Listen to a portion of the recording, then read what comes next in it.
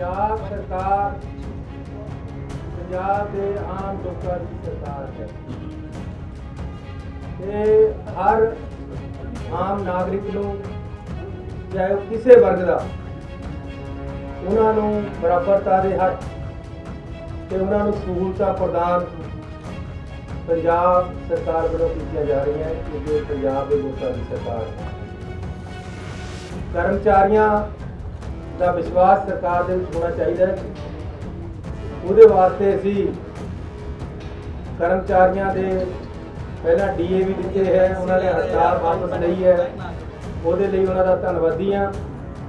ते अज एक अहम फैसला करके पंजाब सरकार की कैबिनेट ने 36,000 इंपलाइज को पक्के करने का फैसला किया है। इसकी डिटेल ऐसी विधान सभा के एक बिल के राही लिया के होने तो ये कर्मचारियों लिए एक बहुत बड़ा तोहफा है कि ऐसी कर्मचारियां 36,000 कर्मचारियों को पक्का करने जा रहे हैं। इस दे नाल ही पंजाब के जो DC रेट है वो घट है, जिसदे नाल तनख्वाहां घट मिली हैं।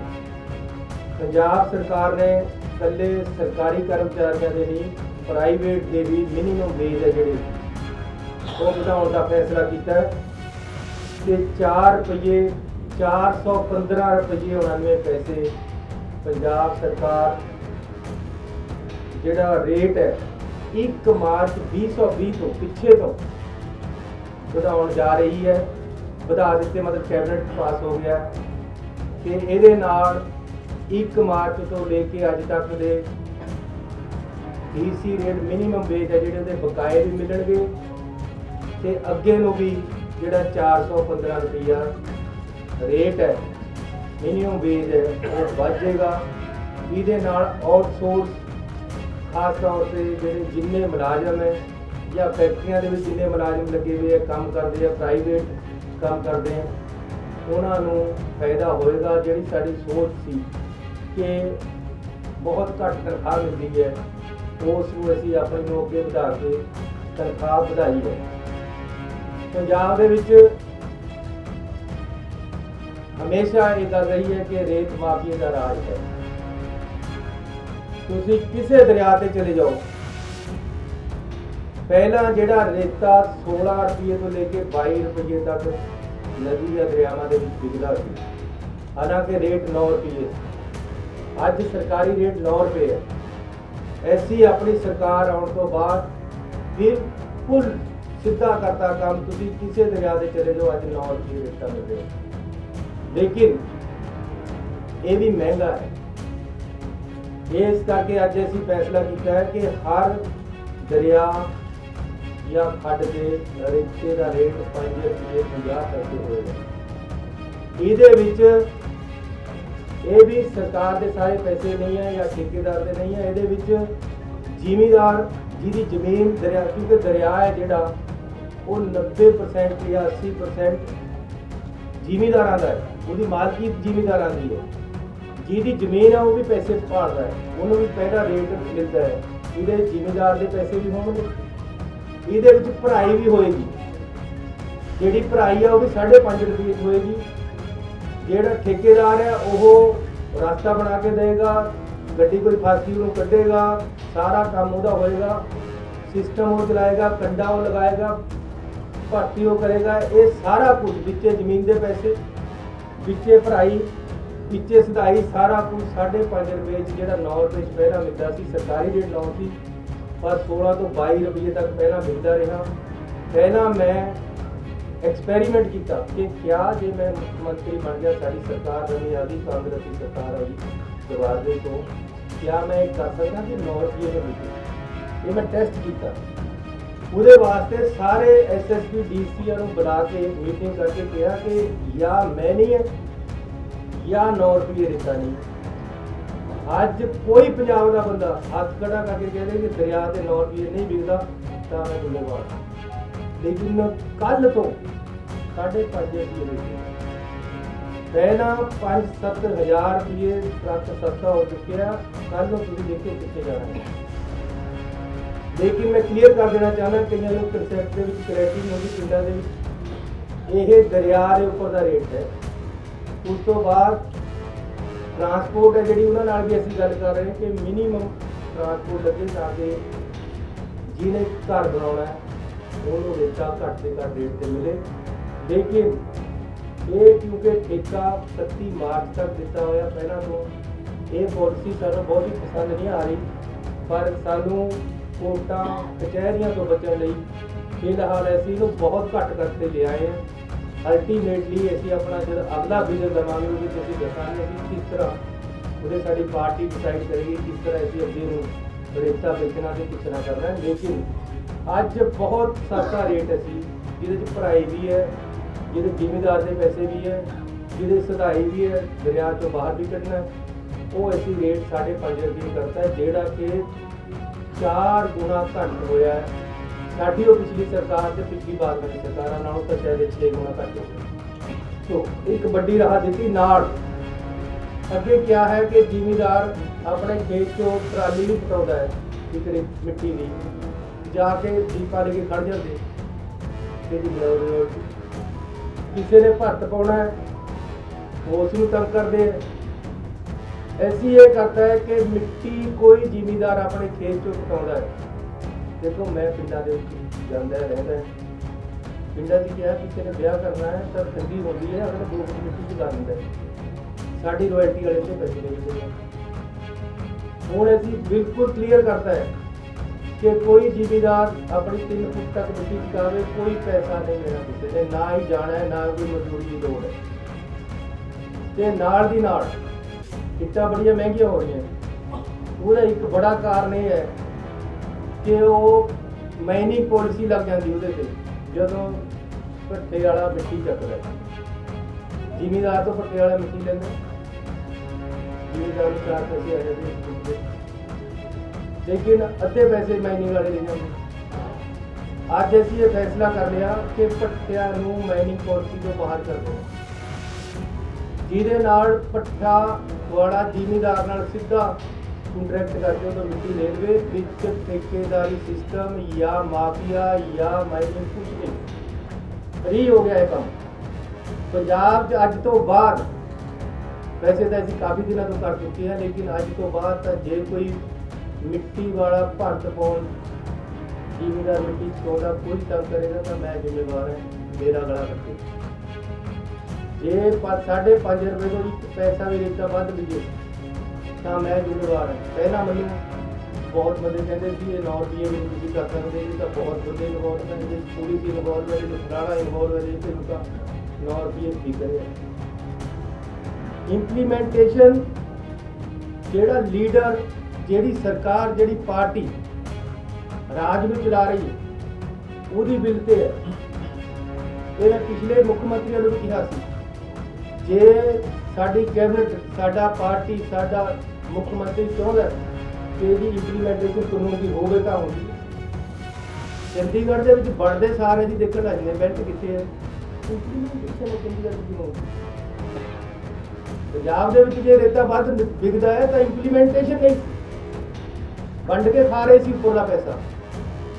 ऐसी बिल्कुल सीधा करता काम, किसी दरिया पर चले जाओ हुण जे किते ट्रालियां भर हो रही हैं, किते मिट्टी चक हो रही है तो माफिया नहीं है, 5.5 रुपये की बिकेगा और सही रेट के बिकेगा।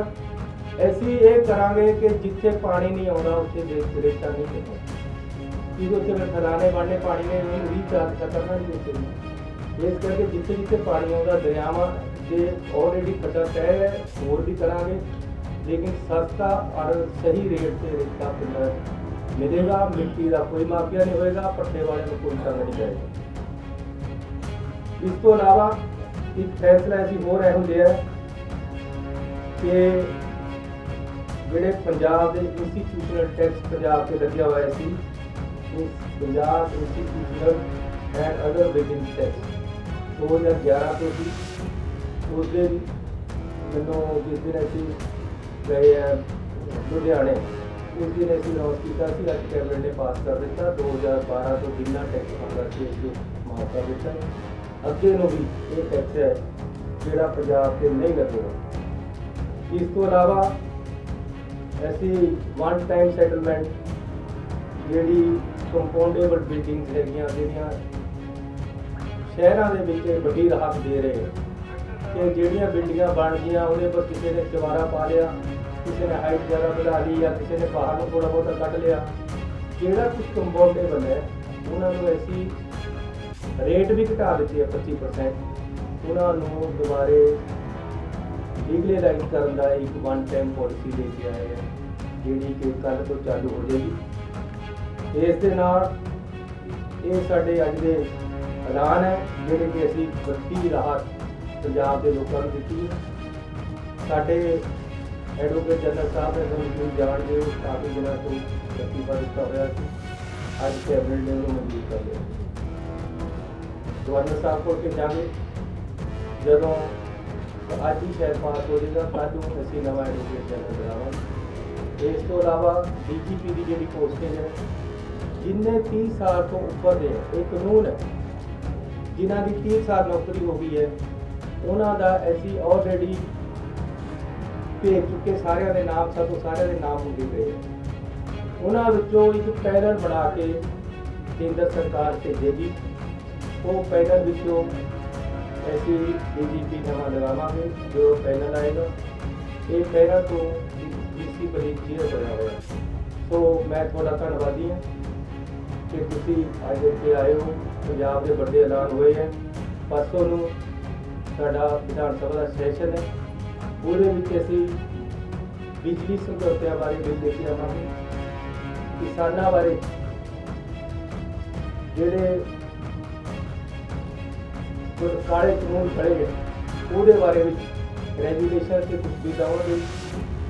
ਇਸ ਦੇ ਨਾਲ ਹੀ ਜਿਹੜਾ 50 ਕਿਲੋਮੀਟਰ ਅੰਦਰ BSF ਆਉਣ ਦਾ ਫੈਸਲਾ ਹੈ ਉਹਦੇ ਬਾਰੇ ਵਿੱਚ ਵੀ ਅਸੀਂ ਵਿਧਾਨ ਸਭਾ ਦੇ ਵਿੱਚ ਮਸਲਾ ਰੱਖਾਂਗੇ ਤੇ ਇਹਨੂੰ ਇਹਦੇ ਬਾਰੇ ਰੈਗੂਲੇਸ਼ਨ ਲੈ ਕੇ ਆਵਾਂਗੇ। ਸੋ ਮੈਂ ਧੰਨਵਾਦੀ ਹਾਂ ਆਪਣੇ ਮੰਤਰੀ ਸਾਹਿਬਾਨ ਦਾ, ਸਾਡੀ ਪਾਰਟੀ ਦੇ ਪ੍ਰਧਾਨ ਸਾਹਿਬ ਵੀ ਸਾਡੇ ਵਿਚਕਾਰ ਆਏ, ਉਹਨਾਂ ਦਾ ਵੀ ਮੈਂ ਸਵਾਗਤ ਵੀ ਕਰਦਾ, ਉਹਨਾਂ ਦਾ ਧੰਨਵਾਦ ਵੀ ਕਰਦਾ।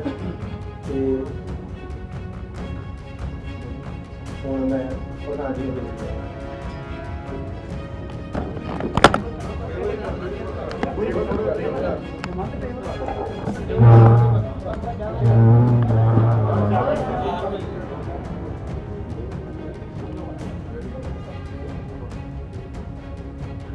प्यारे दोस्तों, मुख्यमंत्री साहब, मेरे बहुत रिस्पेक्टेड कलीग्स, मैं बधाई देना CM साहब को कि मेरी मन की बहुत बड़ी काम कि रेते के रेट फिक्स हो। मैं पहले दिन तो कहना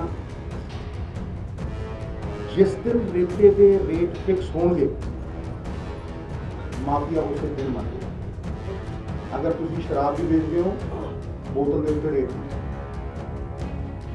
रेट जो फिक्स नहीं होता, सप्लाई तो 170 साल की पई है, सप्लाई रोक दी जाती है।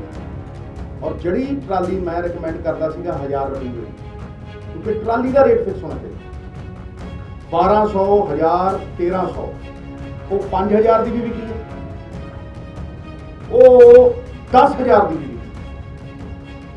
और ये स्टेट का रिसोर्स है। जड़ियां अमैनिटीज अज CM साहब दे रहे हैं, ये बधाई के पात्र ने, पर इन्हां अमैनिटीज नूं सस्टेन करन दे लई स्टेट के खजाने च बल चाहिए। ये तां ही सस्टेन होणगियां, और वो सस्टेन करन दे लई मैं तुहानूं अज दावे नाल कहना कि एजुकेशन के जिन्ने धरने लग रहे हैं, अगर सरप्लस 2000 करोड़ रुपया 1500 करोड़ भी होवे, एक धरना नहीं, जाओ पुछ लो। इस करके ये जिहड़ी फाइनैंशियल स्टेबिलिटी है, इहदे लई चाहे शराब की पॉलिसी होवे, चाहे रेते की पॉलिसी होवे, ये बहुत जरूरी है। और अज CM ने पहली पौड़ी चढ़ी, एक ऐसा इतिहास रचिया कि पहली बार अज ये होया कि जी रेते का रेट फिक्स होगा। हालांकि मैं इनू बहुत अगे ले जाना चाहना, स्टॉकयार्ड बनाना चाहना। और एक गल सारी दुनिया समझे, मैं डंके की चोट से कहना, मेरा बहुत अध्ययन है ये, क्योंकि मैं जानता ਕਿ ਪੰਜਾਬ ਦੀ ਸਰਵਾਈਵਲ ਇਹਦੇ ਨਾਲ ਜੁੜੀ ਹੋਈ ਹੈ, ਉਹ ਕੀ ਹੈ ਕਿ there is nothing called the sand mafia, it is the transport mafia। ਰੇਤਾ ਬੁੱਕਰ 'ਚ ਨਹੀਂ ਕੋਈ ਜਾ ਸਕਦਾ, ਰੇਤਾ ਟਰੱਕਾਂ 'ਚ ਜਾਂਦਾ ਹੈ, ਔਰ ਅਗਰ ਸਟਾਕ ਯਾਰਡ 'ਚੋਂ ਸਰਕਾਰੀ ਟਰੱਕਾਂ ਦੇ ਵਿੱਚ ਜਾਏਗਾ ਤੇ ਉਹ ਸਰਕਾਰੀ ਟਰੱਕ ਦਾ ਰੰਗ ਹੋਏਗਾ, ਇਹ ਨਹੀਂ ਹੈ ਵੀ ਛੋਟੀ ਜਿਹੀ ਸੜਕ ਦੇ ਉੱਤੇ ਜਿਹੜਾ ਮਰਜ਼ੀ ਟਿੱਪਰ ਦੜਾਤਾ, ਤੇ ਫਿਰ ਉਹਦੀ ਚੈਕਿੰਗ ਹੋ ਸਕਦੀ ਹੈ। ਰੇਟ, ਵੇਟ ਤੇ ਡੇਟ 2015 ਦੇ ਵਿੱਚ ਨੋਟੀਫਿਕੇਸ਼ਨ ਹੋਈ ਅਕਾਲੀ ਸਰਕਾਰ 'ਚ ਕਿ ਜਿਹੜੇ ਟਰੱਕ ਤੇ ਡੇਟ, ਰੇਟ ਔਰ ਵੇਟ ਨਹੀਂ ਹੈ ਉਹਨੂੰ ਇੰਪਾਊਂਡ ਕੀਤਾ ਜਾਏ। 7 ਸਾਲਾਂ 'ਚ ਦੱਸੋ ਕਿੰਨੇ ਟਰੱਕ ਇੰਪਾਊਂਡ ਹੋਏ ਆ? ਦੱਸੋ ਇੱਕ ਹੋਇਆ ਹੋਵੇ ਤਾਂ ਦੱਸੇ। ਬਾਹਰੋਂ ਟਰੱਕ ਆਉਂਦਾ, ਪਠਾਨਕੋਟ ਤੋਂ ਟਰੱਕ ਆਉਂਦਾ, ਮੁੰਡਾ ਟਰੱਕ ਦਿੱਤਾ ਜਾਂਦਾ 5000 ਕਿਸੇ ਤੋਂ 7000, ਅਗਲਾ 25000 26000 ਦਾ ਟਰੱਕ ਲੈ ਕੇ ਆਉਂਦਾ ਬਾਹਰੋਂ, ਤੇ ਇੱਥੇ 15000 ਦਾ ਵੇਚਦਾ ਹੈ, ਠੀਕ ਹੈ, ਉਹ ਫਿਰ ਪ੍ਰੋਫਿਟ ਚਾਹੁੰਦਾ, ਤੇ ਕਿਉਂ ਨਾ ਉਹ 7000 GST ਦੇ ਰੂਪ ਦੇ ਵਿੱਚ ਅਸੀਂ ਐਕਸੈਪਟ ਕਰੀਏ ਬਈ, ਤੇ 300 ਕਰੋੜ ਰੁਪਇਆ ਸਾਲ ਕਿਉਂ ਨਾ ਲਵੀਏ। ਇਸੇ ਤਰ੍ਹਾਂ ਜਿਸ ਤਰ੍ਹਾਂ ਮੈਂ ਰੇਤੇ ਦੀ ਗੱਲ ਕਰ ਰਿਹਾ, ਜਿੱਦਣ ਰੇਤੇ ਦੇ ਰੇਟ ਫਿਕਸ ਹੋ ਗਏ 170 ਸਾਲ ਦਾ, ਤੁਹਾਨੂੰ ਮੈਂ ਉਦਾਹਰਣ ਦੇ ਰਿਹਾ, ਚੈੱਕ ਕਰੋ। ਅਕਾਲੀ ਸਰਕਾਰ ਨੇ ਇੱਕ ਸਾਲ ਦੇ ਵਿੱਚ ਲਗਾਤਾਰ 10 ਸਾਲ ਚੋਰੀ ਦੀ ਇੰਤਹਾ ਦੇਖੋ, ਲਗਾਤਾਰ 10 ਸਾਲ ਹਰ ਸਾਲ ਐਵਰੀ ਈਅਰ 40 ਕਰੋੜ ਰੁਪਈਆ ਜਮ੍ਹਾਂ ਕਰਾਇਆ ਇੱਕ ਸਾਲ ਦਾ, ਤੇ ਤੇਲੰਗਾਨਾ ਇੱਕ ਹਫ਼ਤੇ 'ਚ 47 ਕਰੋੜ ਰੁਪਈਆ ਕਮਾਉਂਦਾ ਇੱਕ ਦਰਿਆ ਤੋਂ। ਲਓ ਜਿੱਥੇ ਮਰਜ਼ੀ ਵਹਾ, ਇਹ ਕੀ ਹੈ? ਇਹ ਚੋਰੀ ਨਹੀਂ ਹੈ, ਇਹ ਚੋਰੀ ਤੋਂ ਬਹੁਤ ਅੱਗੇ ਵਾਲੀ ਚੀਜ਼ ਹੈ। 2400 ਕਰੋੜ ਰੁਪਈਆ ਤੇਲੰਗਾਨਾ ਨੇ 2014 ਚੋਂ ਉਹ ਅੱਡ ਹੁੰਦੇ ਨੇ ਆਂਧਰਾ ਪ੍ਰਦੇਸ਼ ਤੋਂ, ਤੇ ਪਹਿਲੇ 3.5 ਸਾਲਾਂ ਦੇ ਵਿੱਚ 2400 ਕਰੋੜ ਰੁਪਈਆ ਕਮਾਉਂਦੇ, ਤੇ ਅਕਾਲੀ ਸਰਕਾਰ 10 ਸਾਲਾਂ ਦੇ ਵਿੱਚ 400 ਕਰੋੜ ਰੁਪਈਆ ਜਮ੍ਹਾਂ ਕਰਾਉਂਦੀ ਹੈ। 4 ਦਰਿਆ, 1300 ਕਿਲੋਮੀਟਰ ਦਰਿਆ ਤੇ 40 ਕਰੋੜ ਰੁਪਈਆ ਸਾਲ, ਤੇ ਤੇਲੰਗਾਨਾ 300 ਕਿਲੋਮੀਟਰ ਦਰਿਆ ਤੇ 47 ਕਰੋੜ ਰੁਪਈਆ ਹਫ਼ਤੇ ਦਾ। ਕੋਈ ਮੇਲ ਹੈ? ਇਹ ਸਟੇਟ ਦੇ ਰਿਸੋਰਸਿਸ ਨੇ ਸਾਹਿਬ, ਇਹ ਸਟੇਟ ਦੇ ਰਿਸੋਰਸਿਸ ਨੇ, ਇਹ ਜਦ ਤੱਕ ਖਜ਼ਾਨੇ 'ਚ ਨਹੀਂ ਆਉਣਗੇ, ਔਰ ਮੈਂ ਵਿਸ਼ਵਾਸ ਦਵਾਉਣਾ ਤੁਹਾਨੂੰ ਕਿ ਇਸੇ ਸਹਿਯੋਗ ਦੇ ਨਾਲ, ਇੱਕ ਪਾਲਿਸੀ ਨਾਲ ਬੈਠ ਕੇ ਆਪਣੇ ਕੋਲੀਗਸ ਦੇ ਸਹਿਯੋਗ ਦੇ ਨਾਲ 500 ਵਾਅਦੇ ਨਹੀਂ ਹੋਣੇ। ਇੱਕ ਰੋਡ ਮੈਪ ਹੋਏਗਾ, ਛੋਟਾ ਰੋਡ ਮੈਪ ਹੋਏਗਾ, ਔਰ ਵਾਅਦਿਆਂ ਨੂੰ ਕਰਟੇਲ ਕਰਕੇ ਉਨੇ ਹੀ ਰੱਖਾਂਗੇ ਜਿਹੜੇ ਵਿਸ਼ਵਾਸ ਦੇ ਪਾਤਰ ਹੋਣ। ਨਵਜੋਤ ਸਿੰਘ ਸਿੱਧੂ ਅਗਰ ਸੱਤਾ ਹੰਡਾਉਣੀ ਹੁੰਦੀ, ਕੁਰਸੀਆਂ ਹੀ ਹੰਡਾਉਣੀਆਂ ਹੁੰਦੀਆਂ, ਤੇ ਪੰਜਾਬ ਖਾਤਰ ਨਾ ਲੜਦਾ। ਜਿਹੜੀ ਮੇਰੀ ਲੜਾਈ ਹੈ ਉਹ ਕੋਈ ਨਿੱਜੀ ਲੜਾਈ ਨਹੀਂ, ਇਹ ਰੇਤੇ ਦੀ ਲੜਾਈ ਵੀ ਮੇਰੀ ਕੋਈ ਨਿੱਜੀ ਲੜਾਈ ਨਹੀਂ। ਅੱਜ ਮਾਹੌਲ ਬਦਲਿਆ, ਇੱਕ ਬਦਲਾਵ ਦੀ ਪਰਿਸਥਿਤੀ ਹੈ, ਲੇਕਿਨ ਇਹਨੂੰ ਪੱਕੇ ਪੈਰ ਅਗਰ ਸਸਟੇਨ ਕਰਨਾ ਅਸੀਂ 5 ਸਾਲ, ਤੇ ਇਹਨਾਂ ਰਿਸੋਰਸਿਸ ਨੂੰ ਸਾਨੂੰ ਯੂਟਿਲਾਈਜ਼ ਕਰਨਾ ਪਏਗਾ, ਔਰ ਆਉਣ ਵਾਲਾ ਸਮਾਂ ਸਾਡਾ ਚੋਖਾ ਹੀ ਚੋਖਾ। ਇਸ ਗੱਲ ਦੇ ਉੱਤੇ ਮੈਂ ਪਹਿਰਾ ਦਿੰਦਾ ਰਹੂੰਗਾ, ਔਰ ਮੇਰਾ ਪਾਰਟੀ ਵੱਲੋਂ ਇਹ ਜੋ ਇਹਨਾਂ ਨੇ ਕਿਹਾ ਕੱਲ ਕੈਬਨਿਟ ਦੇ ਵਿੱਚ ਜਾ ਕੇ ਡਿਸੀਜਨ ਹੁੰਦੇ ਆ, ਮੇਰਾ ਪਾਰਟੀ ਵੱਲੋਂ 110% ਸਹੀ ਹੋ, ਨਾਲੇ ਚੀਫ ਮਿਨਿਸਟਰ ਨੂੰ, ਨਾਲੇ ਸਾਰਿਆਂ ਨੂੰ, ਇਹਦੇ 'ਚ ਕੋਈ ਸ਼ੱਕ ਨਹੀਂ। बहुत बहुत धन्यवाद जी। हाँ जी, हाँ बोलो बोलो बोलो बोलो बोलो जो वीडियो मेरे सारे बोलो।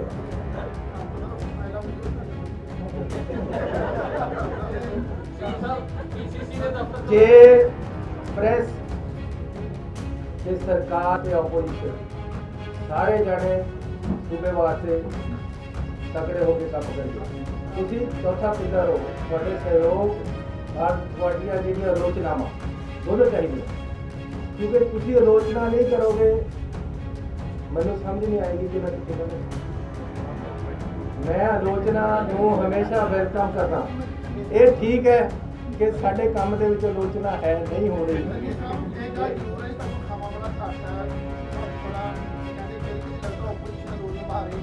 ਕਰਨਾ ਚਾਹੀਦਾ। ਪਾਰਟੀ ਸੁਪਰੀਮ ਹੈ, ਪਾਰਟੀ ਦੀਆਂ ਆਈਡੀਓਲੋਜੀ ਨੂੰ ਅਸੀਂ ਇੰਪਲੀਮੈਂਟ ਕਰਨਾ and we are here to implement their ideology.